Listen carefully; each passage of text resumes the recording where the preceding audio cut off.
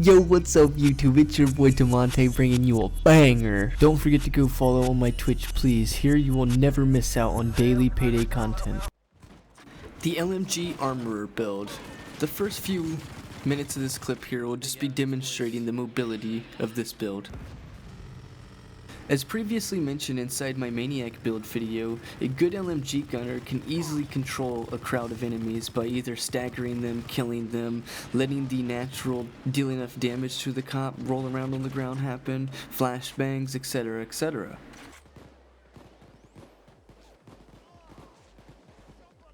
My man, yo, what's up, my dude? Kiss my med kit. You trying to get kissed?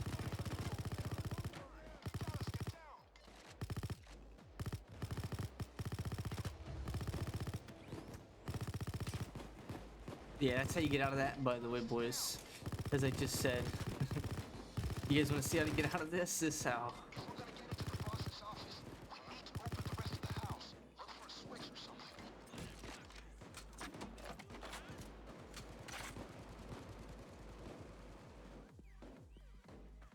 Dude, my team's out. Blasted out here. Let me out.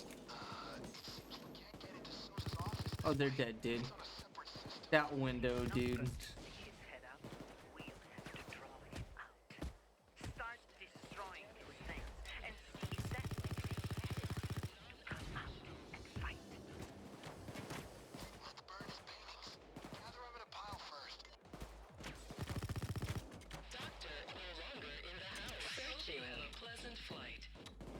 You got this.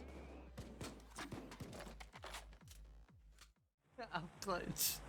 Yo, clutch for him. Hey motherfuckers, you ain't got no chance.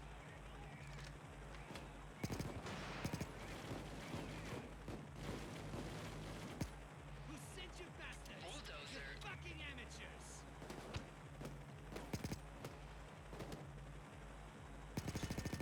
Top fight, huh?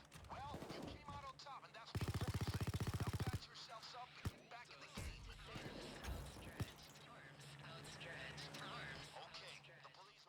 Here are the Armorer's perk dex abilities. The first one being Type 1 Armor, which gives you a 10% armor increase, which is followed by Type 2 Armor, which is an additional 10% more armor, which is followed by Type 3 Armor, which is another 10% armor increase, totaling to a 30% armor increase, which is next followed with Reinforced Armor, which gives you an armory recovery rate of a 10%.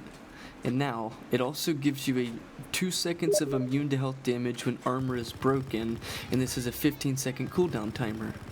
Now, with you having 2-shot armor consistently, and having armor regen speed, and then having immune to health damage, which is on a cooldown timer for 15 seconds, that's where your mobility factor really comes into play.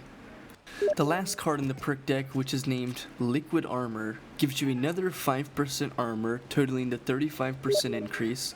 It will give you and your team another 10% armory recovery rate, which is now at a 20%.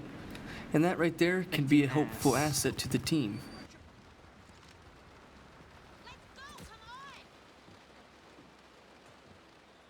It's actually good, but it's just not that fun to play.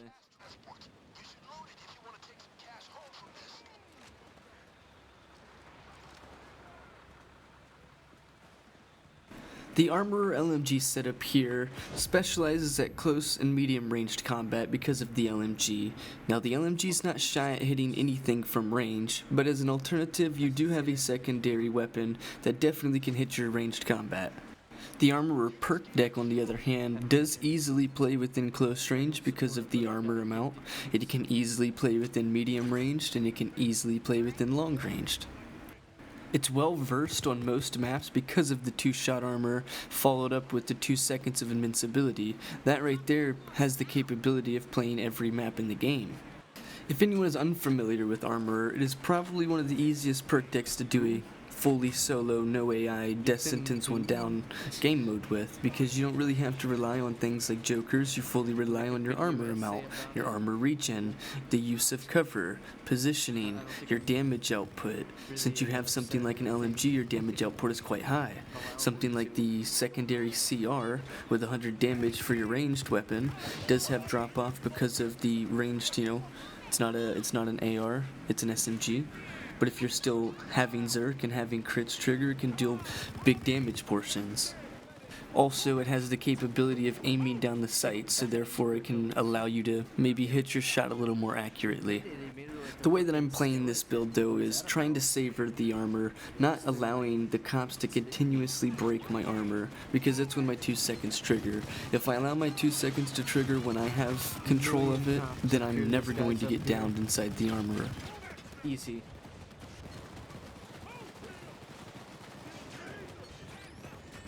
The skills in the build look like this. We go for the 100% snap to zoom skill because it's very handy when aiming down the sights, and we go for the accuracy stack up and the stability stack up.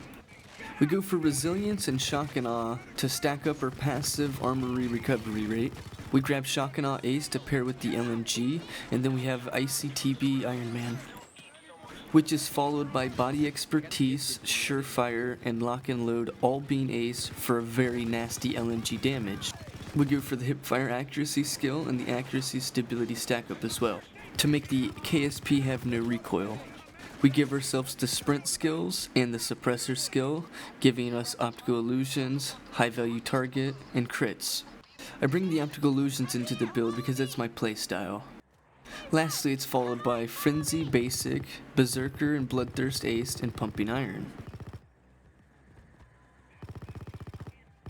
For the weapons here, we have the KSP yielding the long barrel, which is giving us an accuracy and stability increase, which is very useful inside the build. Which is then followed by the bigger the better suppressor for once again the accuracy and stability increase, which is also followed by suppressor skills. Bipod, cause why not? For the boost we get the accuracy increase. Now I do not go for the railed foregrip, but I understand the logic behind the railed foregrip. It's a one-shot difference. We go for the LED combo for the stability stack, which is followed by the solid stock, which is for the stability once again. I'm sure you can change them around and find what you like. The CR SMG here, I don't really actually put any barrel on it because the minus of, accuracy that is given. I do grab the bigger the better suppressor for the accuracy stability increase, also suppressor skill. We grab the accuracy boost because it's very handy. Note that the gun is already 100 stability, 100 accuracy, so therefore the laser didn't matter. If you're that guy who wants a flashlight, then go for it. I went with the fast mag here, but alternatively you could be bringing the quad stack since we do have lock and load. I went with the red dot on this one, but alternatively the Seymour sight is the same, so it just looks cool on this gun in my opinion. On a side note here, you could be bringing something like the Buzzsaw LMG, or even the brand new LMG that's been added to the game. Maybe the Brenner, the M60, plenty of those will work out. And then the same goes for your secondary. You could bring pretty much any of the 100 damage SMGs, things like the Uzi, the Kxng. If you decide to change it, please tell me in the comment section. There's an easy way to abuse the way that you can play Armorer, and it's the 2 seconds of invincibility when your armor breaks. Since you come equipped with 2-shot armor and a 20% armory recovery rate as a base, but then you can increase it with resilience and shock and awe, you will have consistent 2-shot armor within 2.7 seconds of just regen each and every time. All you have to do is just not allow armor suppression or something to aim at you or stop your armor from actually regenning, so therefore you just have to play a little bit more better, position a little bit more better, use cover. Unlike a lot of players, people don't use cover, so if you use cover in this build it'll be invincible. Savoring your armor rather than just letting it break in every fight. And you have to keep in mind that you do have optical illusions in this build, and if you just have mechanical knowledge in the game, you can kinda understand that when you deal damage to something, you create a 4-meter radius, and that 4-meter radius can easily be avoided. So therefore you can just never take damage if you understand certain mechanics. Like the grace period and cop reaction time.